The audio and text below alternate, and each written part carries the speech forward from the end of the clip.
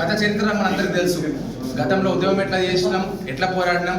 ఉద్యమం జరిగేటప్పుడు వాస్తవంగా నేను చిన్న పిల్లగా నుండి, నేను ఇంటర్మీడియట్ చదువుతుంటే ఉద్యమం చేసినప్పుడు మీరంతా పెద్దోళ్ళు ఉండ్రి, మా సార్ వాళ్ళు ఉండ్రి, అందరూ కూడా ఉండ్రి. వాస్తవం కూడా అప్పుడు మనం ఉద్యమం చేసింది, కొట్లాడింది, అందరూ కూడా బాగుపడతాం, అందరి జీవితాలు బాగుపడతాయి, అందరికి ఉద్యోగాలు వస్తాయి, అంతా కూడా మారుతుంది పరిస్థితి అని మనం అనుకున్నాం.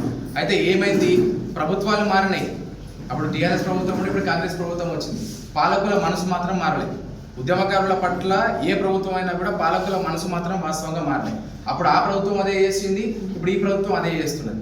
ప్రభుత్వం వచ్చే సంవత్సరం అయింది, కానీ ఉద్యమకారులు ఎవరు, వాళ్ళ సంగతి ఏంది, వాళ్ళ స్థితిగతులు ఏమున్నాయి, ఏం సంగతి అని కూడా తెలుసుకోలేకపోతున్నారు. వాస్తవంగా కూడా 1200 మంది అమరులు అయితే మనకు తెలంగాణ రాష్ట్రం వచ్చింది.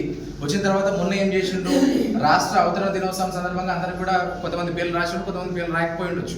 సర్టిఫికేట్లు ఇచ్చి అక్కడ కూర్చోబెట్టి పంపించేసారు మొత్తాన్ని.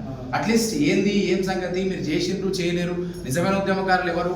ఇక వాస్తవం చెప్పాలంటే తెలంగాణ సమాజం మొత్తం ఉద్యమంలో పాల్గొన్నది.